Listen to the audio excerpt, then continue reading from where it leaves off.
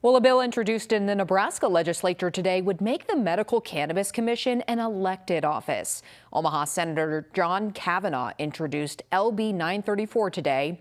If passed, voters would elect the Medical Cannabis Commissioners to 4-year terms. Under present law, the commission is made up of 5 members, all directly or indirectly appointed by the governor. This change would make commissioners directly accountable to voters with less influence from the governor.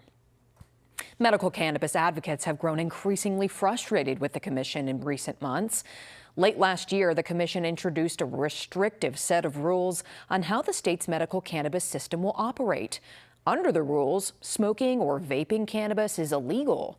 Consumption would be restricted to pills and creams, which some advocates say directly contradicts the will of voters who overwhelmingly approved medical cannabis in 2024.